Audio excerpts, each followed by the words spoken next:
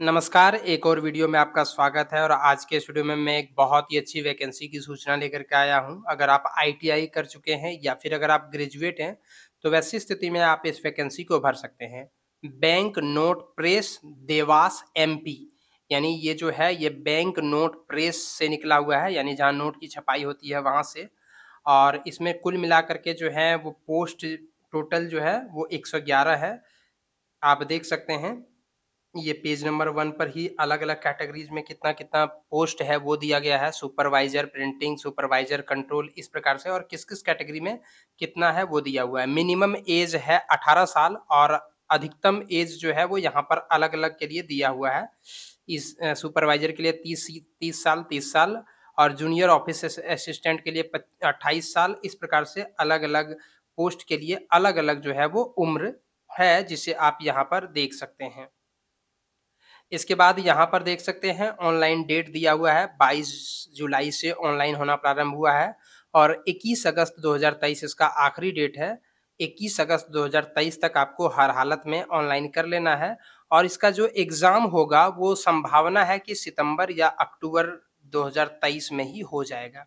Education qualification अलग-अलग post के लिए अलग-अलग है। आप देख सकते हैं सुपरवाइज़र प्रिंटिंग के लिए first class full time diploma in printing technology engineering from government recognised institute polytechnics होना चाहिए। मतलब आपको जो है वो फर्स्ट क्लास यानी 60% से अधिक नंबर होना चाहिए। डिप्लोमा इन प्रिंटिंग टेक्नोलॉजी या पॉलिटेक्निक जो है वो इसमें होना चाहिए या फिर बीटेक बीई का कोर्स आपका होना चाहिए। सुपरवाइज़र कंट्रोल के लिए भी कुछ उसी प्रकार से डिमांड की गई है। उसके बाद नीचे में जब आप आएँगे तो आप देख सकते हैं इसमें जो है ये भी पोस्ट वाइज़ सबका दिया हुआ है। अब आप नीचे जब आएँगे तो जूनियर ऑफ़िस असिस्टेंट का जो पोस्ट है, इसमें जो है वो सिर्फ़ आपको ग्रेजुएट होना चाहिए यानी ग्रेजुएशन आपका कंप्लीट होना चाहिए, 55% से अधिक नंबर होना चाहिए। कंप्यूटर की थोड़ी बहुत जानकारी होना चाहिए और इंग्लिश में 40 वर्ड प्रति मिनट और हिंदी में 30 वर्ड प्रति मिनट का टाइपिंग स्पीड होना चाहिए। जूनियर टेक्नीशियन प्रिंटिंग के लिए आपको जो है वो आईटीआई सर्टिफ़िकेट होना चाहिए फुल टाइम यानी 2 साल का होना चाहिए। एनसीवीटी या एससीवीटी से मान्यता प्राप्त और इसमें जो है वो लिथो ऑफसेट मशीन माइंडर इन सबों के बारे में आपको जानकारी होना चाहिए या फिर फुल टाइम डिप्लोमा होना चाहिए। ठीक इसी प्रकार से आप देखेंगे तो अलग-अलग पोस्ट के लिए अलग-अलग प्रकार का आईटीआई सर्टिफ़िकेट माँगा गया है। यहाँ पर देखिए जूनियर टेक्नीशियन में जो है आपका जो है वो अटेंडेंट ऑपरेटर के रूप में आईटीआई सर्टिफ़िकेट होना चाहिए। इसमें आप देख सकते हैं जो इंक फैक्ट्री में काम करने वाले हैं उनके लिए जो है वो लैबोरेटरी असिस्टेंट ट्रेड में आईटीआई सर्टिफ़िकेट होना चाहिए। जूनियर टेक्नीशियन के लिए जो इंक फैक्ट्री में काम करेंगे उनके लिए जो है वो मशीनिस्ट ट्रेड का सर्टिफ़िकेट होना चाहिए।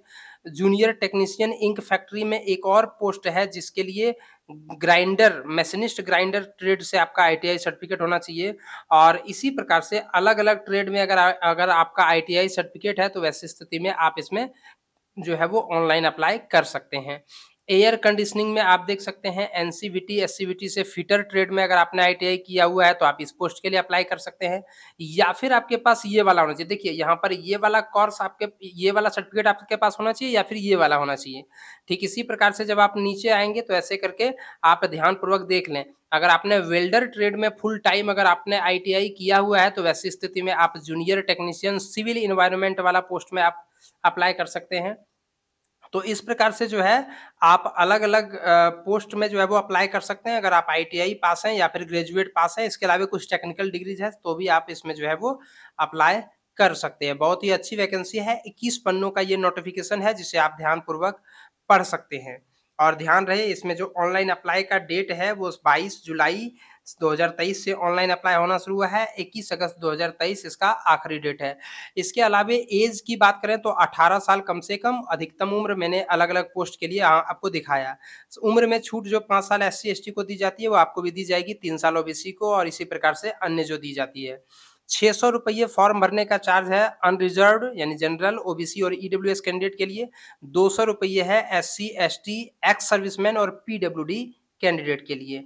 और उसके बाद अगर एग्ज़ाम पैटर्न की बात करें तो ये आप देख सकते हैं एग्ज़ाम वाला, आप स्क्रीन को पॉज़ करके इसे देख सकते हैं, किस-किस से कितना-कितना क्वेश्चन पूछा जाएगा, कितने नंबर का क्वेश्चन होगा, 165 नंबर का, 240 मार्क्स होंगे और 120 मिनट यानी 2 घंटे का आपके पास समय होगा। और इसी प्रकार से आप देख सकते हैं अलग-अलग पोस्ट वाइज़ भी किस-किस प्रकार का एग्ज़ाम होगा वो आप इसे डाउनलोड करके देख सकते हैं। डिस्क्रिप्शन बॉक्स में जो है वो आपको लिंक मिल जाएगा इसका, तो आप नोटिफ़िकेशन को डाउनलोड कीजिए और वहाँ से आप इसे देख सकते हैं।